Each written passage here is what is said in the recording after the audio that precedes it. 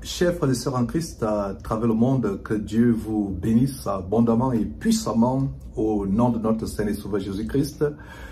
Nous étions supposés faire une émission spéciale ce samedi après-demain, samedi le 8 mars 2025 après-demain, au sujet de cet abominable faux pasteur Paul Mukendi, pasteur vampire, violeur d'enfants qui est fugitif, qui est en cavale au Congo RDC après avoir écopé d'une peine d'au moins 8 ans d'emprisonnement. Il y a d'ailleurs multiples peines d'emprisonnement, ce n'est pas une seule peine d'emprisonnement, il y a plusieurs peines d'emprisonnement. Et en passant, nous avons obtenu la décision du tribunal,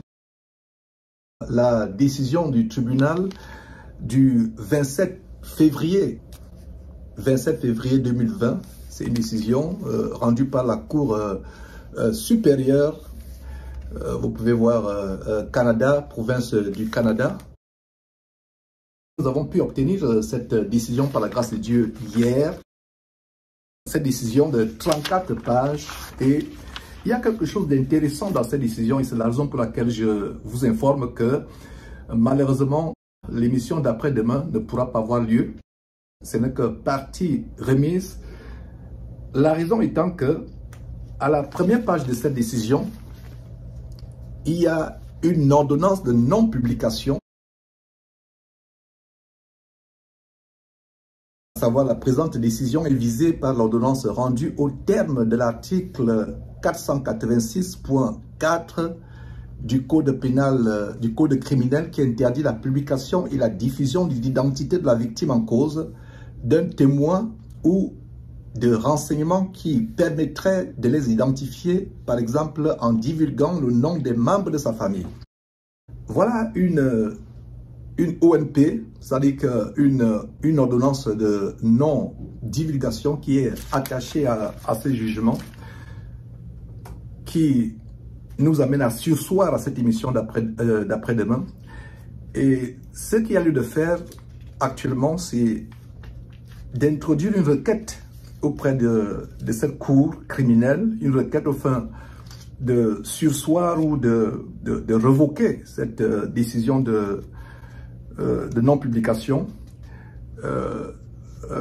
Mon cabinet va se constituer avec un cabinet canadien par la grâce de Dieu et j'introduirai une requête en faveur de Jésus-Christ TV, puisque Jésus-Christ TV diffuse au Texas. Donc, le Jésus-Christ TV sera représenté par mon cabinet d'avocats.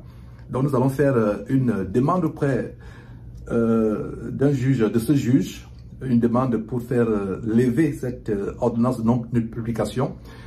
Et puisque le cabinet est au Texas, il va falloir que nous puissions avoir un arrangement de domiciliation de cabinet avec un cabinet d'avocats au Québec. Donc c'est la démarche que je suis en train de faire. Et donc voilà ce jugement, mes frères et sœurs, qui est entre mes mains. Et j'aurais bien voulu dénoncer des choses terribles. Le père de la victime de Mukendi a des choses effroyables à dénoncer. C'est pour cela que ces faux pasteurs et les adeptes de ces faux pasteurs ne veulent pas que cette émission se passe. Ce sera un scoop.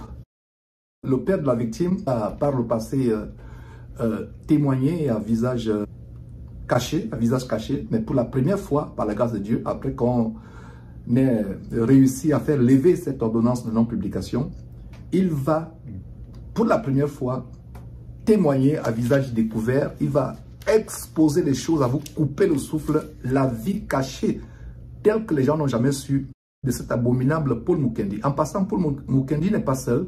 Ils sont dans un réseau de criminalité évangélique en bande organisée. C'est un réseau de criminels en bande organisée qui sont dans le trafic des organes humains, le trafic d'enfants pour des besoins de pédophilie. Ils sont dans un réseau de pédophilie, un réseau de blanchiment d'argent.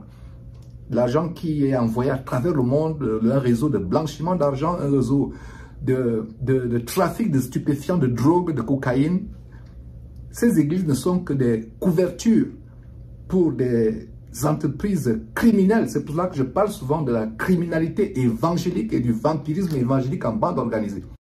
Donc mes frères, on a du pain sur la planche, mais par la grâce de Dieu, nous allons exposer ces abominables faux pasteurs. Et je suis content que cette émission puisse être renvoyée parce que ça nous permet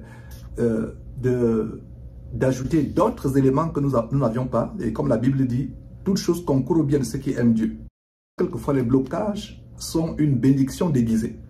Donc, ce n'est que partie remise. Prenez votre balle en patience. Nous allons exposer en détail, non seulement Mukendi, mais les autres ténors de la criminalité évangélique en bande organisée, tels que les Kami Makoso, les Masolo Chinasi, Kanguka de Chris Dikumana, etc. Nous allons exposer cela dans tous les détails. Nous ne pouvons pas rester en tant que chrétiens dans le corps de Christ insensibles à ces méfaits, à ces crimes des faux pasteurs. Et on ne se taira pas. La dénonciation des faux pasteurs sur Jésus-Christ TV va reprendre de plus belle. Beaucoup pensaient que peut-être il n'y aura plus de dénonciation, etc. On ne voit plus de vidéos de dénonciation. C'est vrai que nous mettons l'accent de plus en plus sur les enseignements qui se passent tous les dimanches par Zoom. Mais nous allons mettre l'accent de plus en plus aussi sur la dénonciation qu'on parle au passé. Parce que ces pasteurs sont un cancer pour le corps de Christ. À cause de le nom de Dieu est blasphémé. Donc nous allons les dénoncer copieusement dans les jours à venir. Et voilà donc mes frères et sœurs, l'annonce que je voulais faire au sujet de ce renvoi. Et je vous disais qu'il y a eu plusieurs condamnations. Voilà. Je vous disais qu'il y a eu plusieurs condamnations. Donc, voilà les peines. Parce qu'avant, je parlais de 8 ans. Et vous pouvez lire, je ne sais pas si je vais vous faire défiler à la fin. Je pense que je pourrais vous faire défiler à la fin de cette vidéo très rapidement le jugement en entier. Vous pourrez mettre pause pour lire. Mais vous voyez ici, donc il y a plusieurs condamnations. 8 ans de détention pour le chef 2. Attouchement à des fins d'ordre sexuel sur la victime alors que l'accusé était en situation d'autorité ou de confiance lors des visites nocturnes sur la rue A pour les règles douloureuses. Donc, il y a 8 ans également de détention pour le chef 1 qui a trait à des agressions sexuelles sur la victime alors qu'elle était majeure. Agression survenue sur la rue C et à l'appartement de la victime sur la rue E. Moins un crédit de détention de 10 jours. 8 plus 8, ça fait déjà 16 ans. Ça ne s'arrête pas là. Il y a 2 ans de détention pour le chef 3 relativement aux menaces de causer la mort ou des lésions corporelles à la victime lors de l'agression sexuelle sur la rue C. Donc, ça fait au total 18 ans d'emprisonnement. Ça ne s'arrête pas là.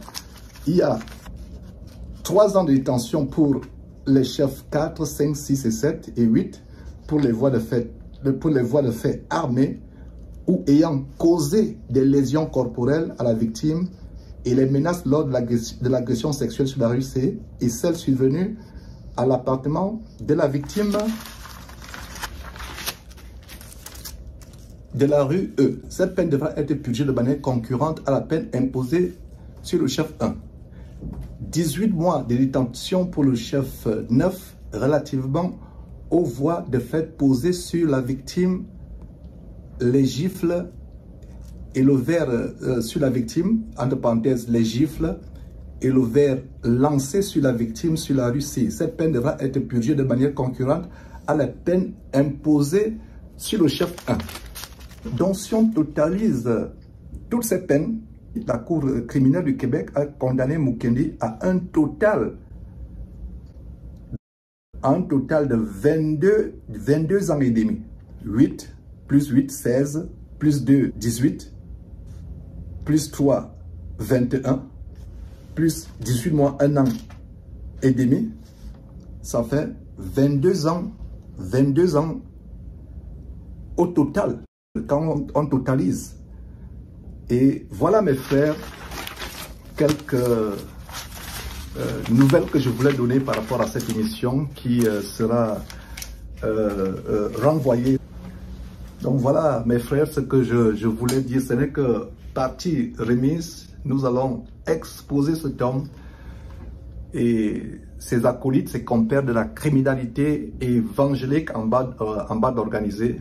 Ce n'est que partie remise et prions que la procédure que nous allons faire, à savoir la levée ou la suspension de l'ONP, l'ordonnance de non-publication, que je viens de vous montrer, prions que nous ayons gain de cause et que